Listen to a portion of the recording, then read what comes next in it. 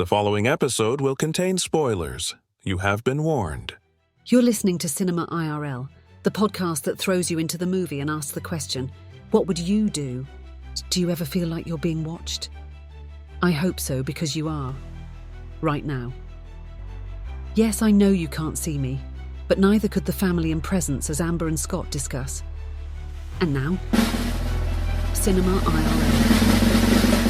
I wish I could switch places for just one day. What would you do? Put yourself in my shoes.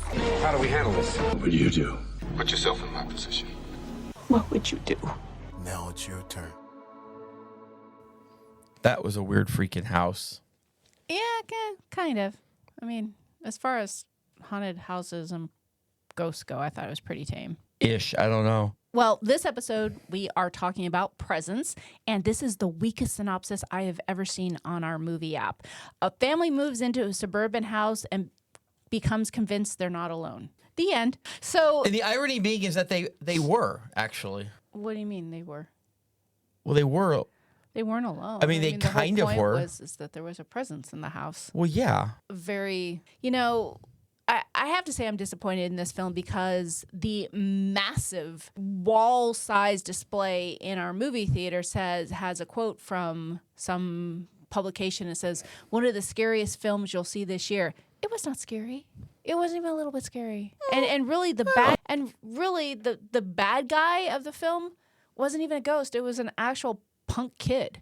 Yeah, he was a little bitch. Yeah. I put drugs in people's drinks because mommy didn't love me enough. Pretty much, yeah. So the story is that Chloe has two girlfriends, and she's in high school, and lives with her mom and her dad and her brother. And the two friends passed away in their sleep, and apparently they had been doing drugs. Fast forward to the very end, spoilers, people. They had drugs in their system because this punk kid put drugs in their drinks so they would fall asleep and he could suffocate them with cellophane. And the one thing I hate about films like this or TV shows like this is because I always feel like it gives people ideas. Like initially I used to watch, why are you laughing? No, I mean, you're not wrong. Yeah, I a long time ago I used to watch Criminal Minds, and I had to stop watching because I thought, all they're doing is putting sick ideas into the minds of sick people. And that's what I thought of when I saw this movie. I'm like, great. How many unhinged boys are going to think, oh, that looks cool, to put cellophane up to someone's face and cover their nose and their mouth? I mean, it depends on how easy it is for them to get their hands on synthetic fentanyl. I think there's lots of ways to make someone pass out. You know, a good old natural over drinking can do it as well. Well, yeah, but it wasn't just passed out. It was because of what they had put together. It was something so that they were still somewhat conscious, but essentially paralyzed. So, like, that kid was a sick freak because they basically suffocated alive, unable to do anything about it. Yeah. So all of that is more primary to the secondary issue of the presence. And the presence is supposedly the second girl who died, who was a friend of Chloe's, who seems to have moved into the new house that they just moved in and lives in the closet. Yeah, which is what we thought the entire movie. What do you mean? Oh, it wasn't. It was very clear what the presence was. What are you talking about? You had to be paying close attention at the end. Okay. The presence wasn't Nadia or one of the other girls. The presence was the son. You mean the son wasn't real? No, the son was real. So you had to put some shit together on this one to make it work. Okay. So when they brought in the medium, yeah, the medium made it clear that this was something that happened in the house, somebody who had been there, yeah, and that the way things work for them time-wise isn't the same way it works for us, in that they can basically be in the future and in the past at the same time. Okay. Sort of. Okay. So it was the son who was in his past pre-death who was actually, in the end, standing up for his sister, which is the whole thing. I wish you'd stand up for your sister once ever. And let me tell you, you might have siblings that fight, but generally if somebody else gets in between y'all, that's when you band together. And that's basically what happened here, was that he was the one actually keeping his sister safe. Like with the first. So you're saying while he was alive, he was also dead? That doesn't make sense. Because there was no past and present. There was only the present. Well, for you, it was only the present. For the spirit, it was its past. I don't think that's right. I'm 100% sure. Okay. Because at that's the fine. end, when they looked in the mirror at the Yeah, and end, the brother she was- saw him. Yeah, because he had died. Yes. He had died. He But jumped out the he window. was the one who had been there. I don't know about that. I mean, you Agree you to disagree. Agree to disagree. I mean, you could agree to be wrong, but I mean, that's what they put together at the end, was that it was, again, time. So while Time's not a linear concept for them. So you're saying while he was alive downstairs on the couch, he was also the presence up in her room upstairs? That doesn't make sense. Yes, while he was alive in the present, the presence was in the past.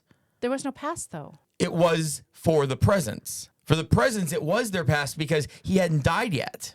The presence is his presence, which doesn't come until he dies, but he hadn't died yet, so thus it's the presence past. We never went into the past because This episode is making my head hurt. maybe, but yeah, I The mean, end. but I mean, that's what it was in the end. Like they said about the window that doesn't open, and that was the medium came back and said the window doesn't open. But that could have opened.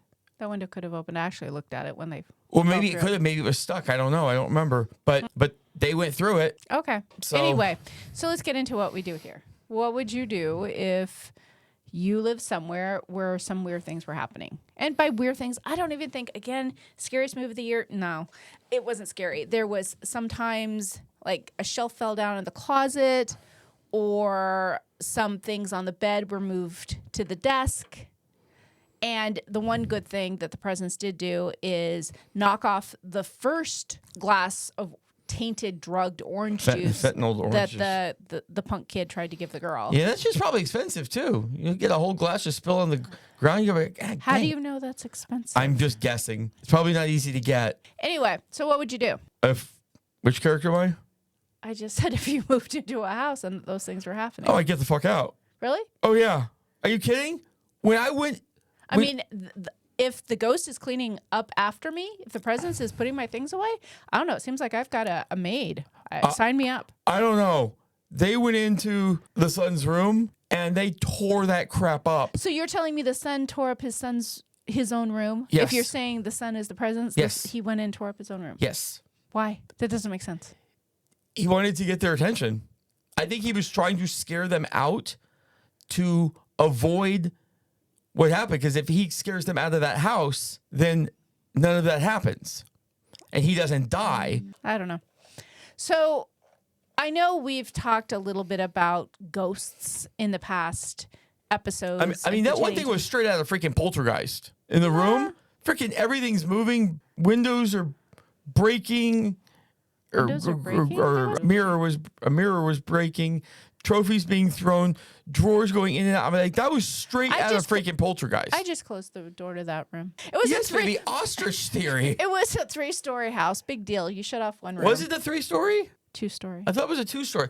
And that's also, I don't know if I'm completely buying two like high schoolers falling out a 2nd-story window and dying. Being hurt, yes. Well, they landed on the driveway on concrete, asphalt. Oh yeah, no, they're breaking stuff. For sure they're breaking stuff. But unless they like fell on their head, they shouldn't be dead. Well, they are. R.I.P. I don't know why I'm laughing. It's just because this is kind of a weird episode. Yes, baby. R.I.P.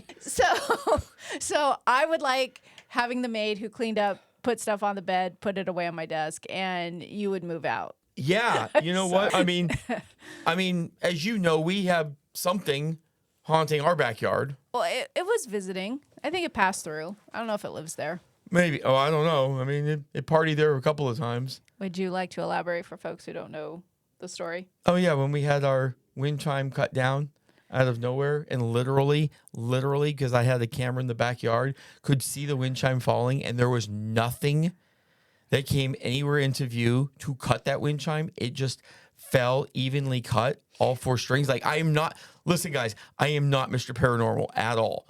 at all. Don't believe in that crap for the most part, or didn't believe in that crap until I started seeing things like that wind chime with video evidence that nothing happened to it, and then having a bougainvillea bush A second a little bit incident. after that, Spit out a beer can. 48 hours minus 45 seconds apart, 2 beer cans. spit out 2 24-ounce beer cans from really thick bushes. Like, you could not, you couldn't get a full And beer let's- through and there, let's be let alone clear. an empty can. One fell out on, I can't remember, let's say it was a Monday at 5:50. I'm just going to make up a time here, 5:50 a.m.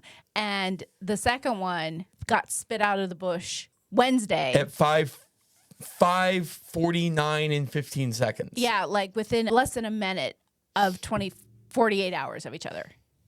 Yeah, and it was a weird time. And we had It was lived like- there for a while. We'd never and had. they were both weekdays, so it's not like a Friday or Saturday night type thing. And That it really was like 5:30 a.m. And this is a backyard with a huge wall. There's nobody in our backyard, even close to our backyard. Like, listen, I apply logic and find the logic in pretty much anything I can. At a certain point, logic starts to fail you, and you have to start looking at, well, crap. The only explanation that's logical is the unexplained. Yeah, and the thing with the wind chimes is it did have 4 strings. And Oh, well, it actually had 2 strings that was looped through the top. So to make the thing fall, you needed only cut both strings in one place, and it would have fallen through. The weight of it would have pulled through. That's the weird part. You could have cut it twice and made the whole thing fall down, but no, there were 4 cuts, evenly spaced, And here's the thing, folks, is I thought, okay, maybe someone came into our yard and cut down my wind chimes thinking they didn't like the noise. But we have a camera in the backyard, and we went to the camera and we saw this with our own eyes. There was nobody there. All 4 strings at the same time it fell. It's not like, oh, one of the strings went bad and then it kind of went lopsided and then the weight pulled the rest of it down. All 4 strings completely straight down at the same time. I mean, I've zoomed in on this thing.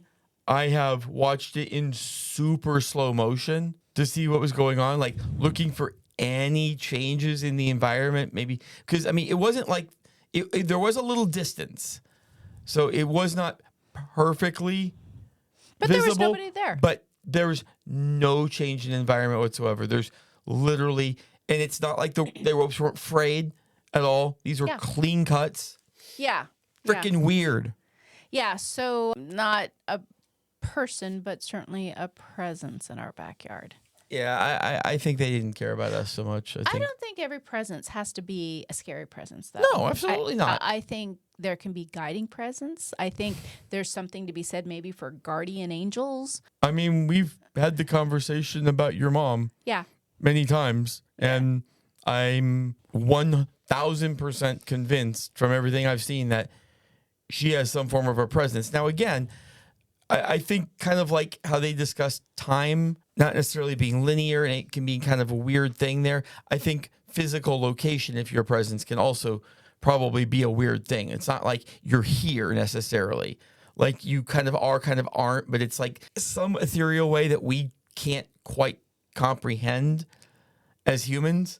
But a presence is a presence. You heard it here, folks. A presence is a presence. Yeah, there you go. Breaking news. Presence is a presence. I actually mostly liked the movie. I thought it was kind of weird the way they cut. Like they would do a scene, cut to black for like a second and a half. Yeah. And then come back. And I mean, I'm sure it was done in a way to very clearly show the differences between the scenes. But I think really what it was for the most part, the camera was the presence. Yeah, because we saw the story unfold through the eyes of someone that wasn't one of the main characters. Like we saw the camera go up and down the stairs and look out windows and look out closets. So we definitely had that POV. Yeah. I mean, you are the POV of the presence for the most part. It was, I mean, listen, it wasn't bad. I will agree it wasn't the scariest movie. It wasn't even a little bit scary. Not even a little bit. I don't know, man. You want to talk scary? Let's go back to Talk to Me with the hand. Oh, and I'm the- not saying that they couldn't be scarier. Yes, of course it could have been Well, it wasn't even scarier. a little scary. What was scary? What scared you, little boy? The crap flying around the room? That was scary? That's movie magic. That's not real. No, seriously, I didn't find it scary. Of course you didn't. I didn't. I was waiting to be scared. I kept waiting to be scared. One of the scariest movies of 2025. It was not. For anyone who likes scary movies, it was Okay, not well, scary. if you're waiting to be scared, I'll hook you up tonight. I've jumped more at comedies. What was that one movie we saw recently that wasn't scary, but I had a bunch of times I jumped? What was that? Do you remember? No. Like sometime in the last 2 weeks? No, I have no idea what you're talking about. Okay, now you're just being a cooperative. No, I really actually have no idea what you're talking about. It wasn't a scary movie, and yet there kept being scary moments. Okay, well, that's our episode. Gotta go now. Bye. We hope you enjoyed our episode. Thank you for listening. And to catch all the new episodes, please subscribe. We release 2 to 3 episodes weekly, so we'll have new content regularly. Until next time.